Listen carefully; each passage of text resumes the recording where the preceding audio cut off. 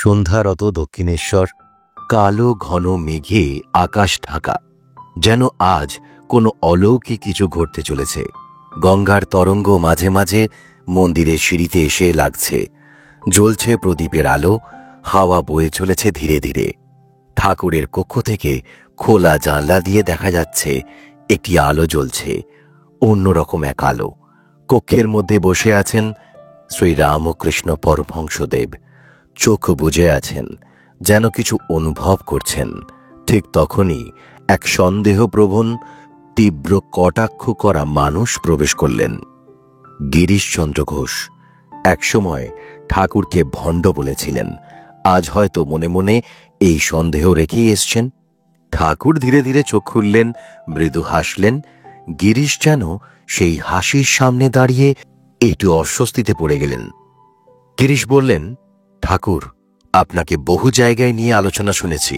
কেউ বলে আপনি পরমহংস, কেউ বলে আপনি পাগল। আসলে আপনি কি? শ্রীরামকৃষ্ণদেব হেসে বললেন, তুই কি কখনো পদ্ম ফুল দেখেছিস? কাদা থেকে জন্মায়, তবু কি কাদা ছোঁয়া লাগে? গিরিশ চমকে উঠে বললেন, তা তো ঠিক, কিন্তু এত ভক্ত কেন আপনাকে ঘিরে রেখেছে? মানুষ কেন আপনার কথা শুনলেই আপনাকে ঈশ্বর ভাবেন? শ্রীরামকৃষ্ণদেব বললেন, জানি না বাবা, আমি তো শুধু মা বলে ডাকি। মা নিজেই যা করান তাই হয়। গিরিশ উপহাসের সুরে বললেন, তাহলে আপনার এই অলৌকিক শক্তি কি সত্যি? শ্রীরামকৃষ্ণদেব হেসে বললেন, আলোর কাছে যদি কেউ আসে, তার অন্ধকার কি থাকতে পারে? গিরিশ বললেন, তাহলে আপনি দাবি করছেন আপনি যা বলেন সব সত্য? শ্রীরামকৃষ্ণদেব বললেন, ওরে, আমি তো কিছু বলি না, মা যা বলেন তাই বলি। যেমন সূর্যের আলো নিজে আসে না, সূর্য দেয়। গিরিশ বললেন, আপনার কাছে এসে কেউ খালি হাতে ফিরে গেছে? শ্রীরামকৃষ্ণদেব বললেন, মা আমাকে যে ঝুলি দিয়েছেন তাতে অভাব হয় না রে, শুধু কেউ যদি গ্রহণ করতে পারে তবেই। গিরিশ স্তব্ধ। এমন উত্তর তিনি আগে কখনো শোনেননি। যেন এক অদৃশ্য হাত তার হৃদয়ের দরজায় কড়া নাড়ছে। সেদিনের পর থেকে গিরিশ প্রতিদিন আসতে লাগলেন। সন্দেহ মুছে যেতে লাগলো, প্রশ্নের উত্তর একে একে পেতে লাগলেন। ঠাকুরের চোখের দিকে তাকালেই মনে হতো কোনো অজানা সমুদ্রের গভীরতা যেন সেখানে লুকিয়ে আছে। একদিন গভীর রাতে গিরিশ একা বসে কাঁদতে কাঁদতে বললেন, ঠাকুর, আপনি আমার সবকিছু নিয়ে নিন, আমাকে আপন করে নিন। ঠাকুর মৃদু হেসে বললেন, তোর সবকিছু আমি নেব, তুই শুধু মা বলে ডাক, সব আপনি হয়ে যাবে। সেদিন থেকেই গিরিশ শুধু শ্রীরামকৃষ্ণদেবের শিষ্য নন, এক ভক্ত, এক সন্তান হয়ে গেলেন। গঙ্গার স্রোত যেমন থামে না, তেমনি ঠাকুরের কৃপাও কারো উপর থামে না, যদি সে গ্রহণ করতে জানে। রাত গভীর হলে মন আরো অস্থির হয়ে ওঠে। দুশ্চিন্তায় এসে বুকের উপর পাহাড়ের মতো বসে থাকে। একটা চাপা দীর্ঘশ্বাস বেরিয়ে আসে। আর কত কষ্ট! চোখ বুঝলেই মনে পড়ে হাজারো ব্যর্থতা। কে যেন ভিতর থেকে বলে ওঠে, এ জীবন বুঝি আর বদলাবে না। কিন্তু জানেন কি, একটি শব্দ, মাত্র একটি শব্দ বদলে দিতে পারে সব। একটা শব্দ যা মুখ দিয়ে উচ্চারণ করলেই কাঁধের ভার নেমে যাবে, আলো এসে ঘিরে ধরবে। আপনার জীবন সত্যি বদলে যাবে। আপনাকে শুধু বিশ্বাস করতে হবে, আর করতে হবে এই ছোট্ট কাজটি। ভোরের আলো ফুটতে না ফুটতেই, যখন সারা বিশ্ব নিস্তব্ধ, প্রকৃতি ধীরে ধীরে জাগতে শুরু করেছে, ঠিক তখনই আপনাকে এই শব্দটি 3 বার বলতে হবে। এই শব্দটি ঈশ্বরের স্পর্শ এনে দেবে। আপনার অন্তরের সমস্ত কষ্ট গলে যাবে শিশিরের মতো। চোখের জলও তখন হবে আনন্দশ্রু।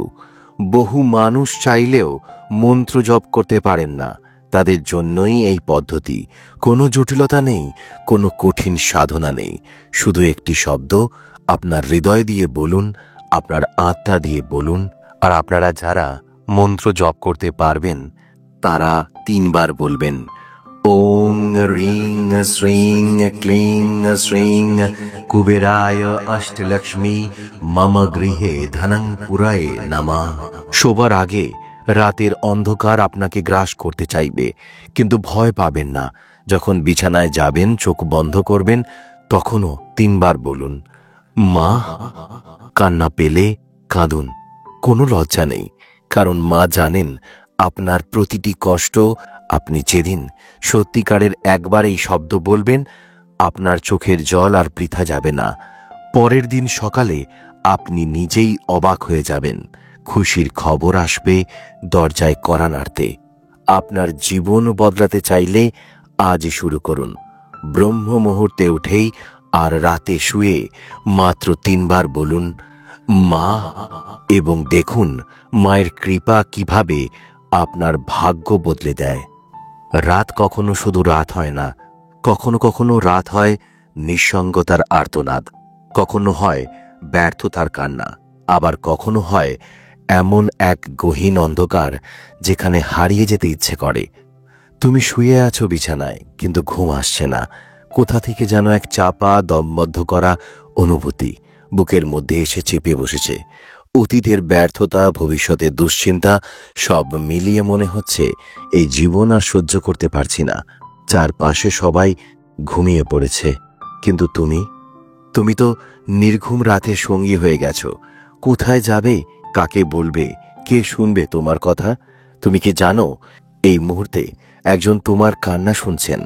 তার হৃদয় কেঁপে উঠছে তোমার ব্যথায়, তার চোখের জল তোমার চোখের জলের সাথে মিশে যাচ্ছে। তার নাম মা শারদা। জীবনে এমন কিছু মুহূর্ত আসে যখন মনে হয় সব শেষ হয়ে গেছে। বুকের মধ্যে জমে থাকা হতাশা, অপমান, দুশ্চিন্তা, একাকিত্ব সব মিলিয়ে মনে হয় এই জীবন আর চালিয়ে যেতে পারবো না। তাহলে বলো, ঈশ্বর কেন এই কষ্ট দেন? কেন জীবনকে এত কঠিন করে তোলেন? শ্রী রামকৃষ্ণদেব বলতেন, সোনা আগুনে না পুড়লে খাঁটি হয় না, তেমনি মানুষও দুঃখ না পেলে শুদ্ধ হয় না। তুমি যদি আজ দুঃখে থাকো, জানবে মা তোমাকে শক্তিশালী বানানোর জন্যই এই পরীক্ষা নিচ্ছেন। তুমি যদি আজ একা থাকো, জানবে মা তোমাকে আরো কাছে রাখতে চাইছেন। কষ্টের সময় মনে হয় আমি একা, আমার কেউ নেই, কিন্তু জানো ঠিক এই মুহূর্তেই মা তোমার কাঁধে হাত রেখেছেন।